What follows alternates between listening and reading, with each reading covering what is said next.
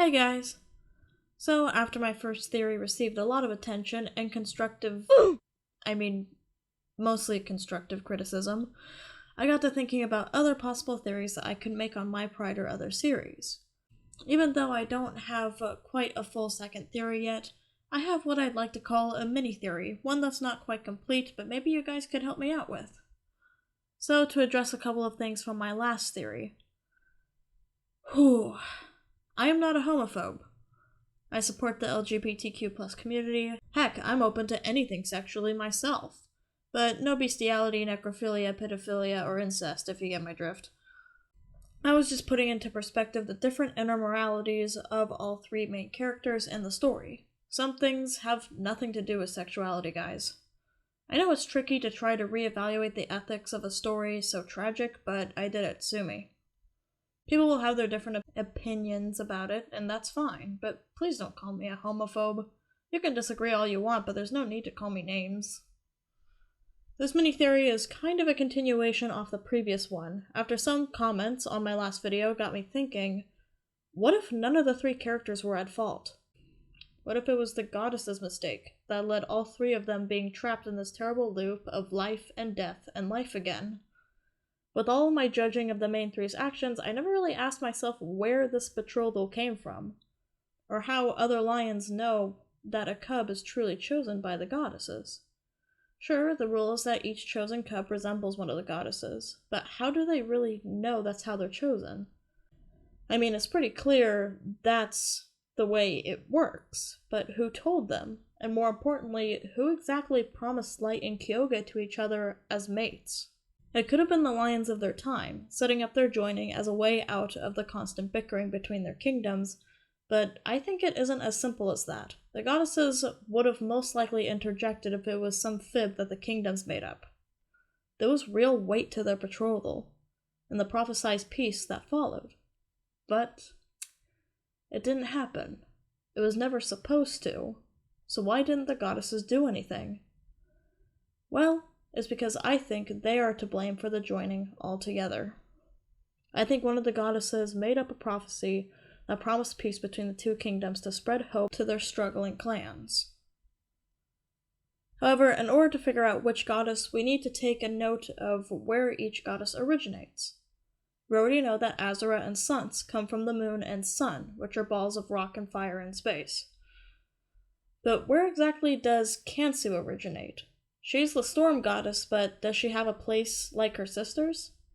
She always seems to be the middle ground between the other two. She can't just originate from water droplets and electricity in the air. That doesn't warrant a goddess's power, at least not in my opinion. Well, where's the only place storms are known to take place? Mother Earth herself. So we have Kansu ruling over Earth, with a big fiery sister on one end, and a smaller, much darker, more timid sister on the other. The Earth can definitely be seen as a middle ground between the sun and moon, and warrant the power that makes a goddess. It can also explain why Kansu seems slightly weaker than the other two, because her planet is being tortured.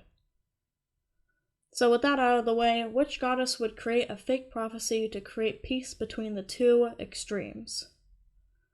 Suns is a trickster, and would very well plant incorrect information, but the fact that she's also a goddess of rage and life, it seems she's the type to attack constantly and not make a fake call for peace.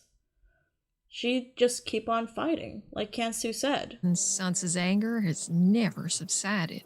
She doesn't give in to such a thing. She's too prideful. She just keeps fighting.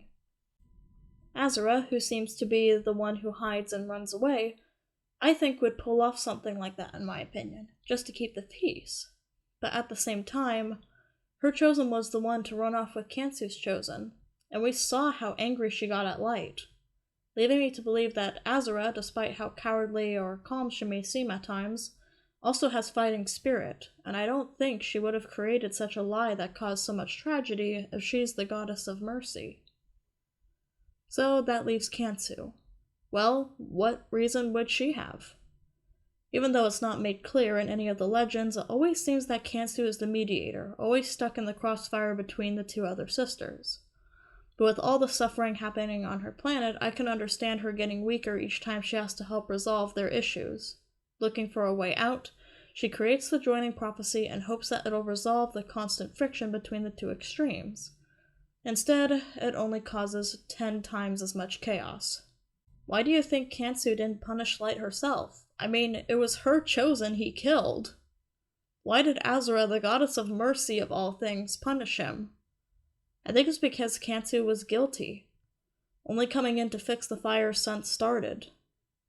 Now she's weaker than ever, with ghosts roaming her planet and the dry season getting longer and harder each time it comes. I think there's a reason that it's not only Suns banned from going near the shifting place.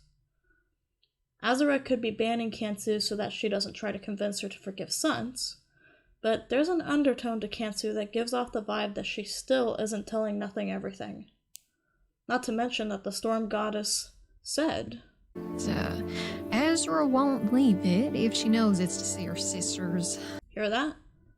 Azura's mad at both of them for some reason, and not just Suns.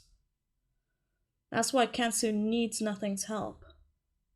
Both of her sisters are mad at her, and her planet is slowly dying and overflowing with ghosts. Azura's mad at both her sisters because Kansu caused the prophecy that got her chosen's love killed, and she's mad at Suns for Light's actions as well. As well as the fire. I mean, that was pretty bad too, but if I were in charge of collecting the dead, I would be so pissed if anyone started a war that killed a shit ton of people. So, what do you guys think? Is there more that Rain is keeping from Nothing? How do you think the joining came to be known? Just how liable are the goddesses in the story? Especially given that we now know that Sharp-Tongue, Starmane, Spark, Proudmane, Feather Sisters, and many others are stuck on Earth, and that this dry season will only get worse. Please give me your thoughts down below. Anyway, that's all for now. See you on the other side!